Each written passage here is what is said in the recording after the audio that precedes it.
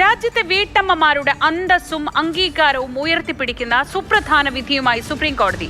ഒരു കുടുംബനാഥയുടെ സേവന മൂല്യം പ്രതിമാസം ചുരുങ്ങിയത് 30,000 രൂപയായി കണക്കാക്കണമെന്ന് ഉത്തരവിട്ട സുപ്രീം കോടതി വീട് പരിപാലനം രാഷ്ട്ര പരിപാലനമാണെന്നും നിർവചിച്ചു.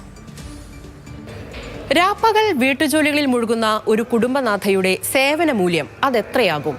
സമയപരിമിതിയും പരിധികളുമില്ലാതെ വീടുകളിൽ അധ്വാനിക്കുന്ന സ്ത്രീകൾക്ക് അർഹിക്കുന്ന അംഗീകാരം നൽകിക്കൊണ്ട് രാജ്യത്തെ പരമോന്നത നീതിപീഠം തന്നെ അതിനുത്തരം നൽകിയിരിക്കുകയാണ്.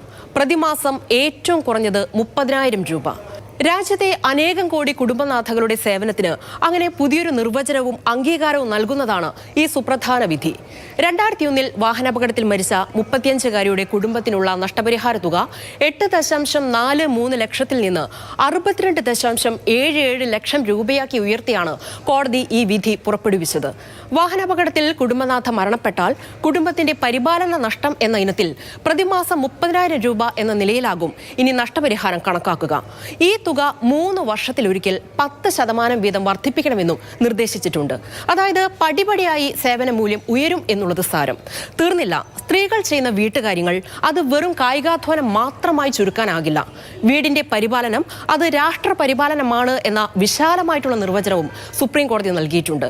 രാഷ്ട്ര നിർമ്മാണത്തിലെ പങ്കാളികളാണ് സ്ത്രീകളെന്നും കോടതി പറയുന്നു.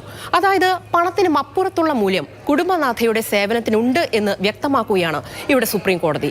വീട്ടുകാര്യങ്ങൾ നോക്കുന്ന വിവാഹിത ഹൗസ് വൈഫ് അല്ല, ഹോം മേക്കറാണ് എന്ന് സമൂഹത്തെ തിരുത്തുന്നുമുണ്ട് ഉന്നത നീതിപീഠം. വീട്ടമ്മ എന്ന വിശേഷണത്തിൽ തളച്ചിടപ്പെട്ട അനേകം കോടി സ്ത്രീകൾക്ക് അവരുടെ സേവന മൂല്യം എത്രയെന്ന് കണക്കാക്കിയതിലൂടെ അന്തസ്സോടെ അഭിമാനത്തോടെ ജീവിക്കാനുള്ള അവരുടെ അവകാശം കൂടിയാണ് ഇതുവഴി സാക്ഷാത്കരിക്കപ്പെടുന്നത്.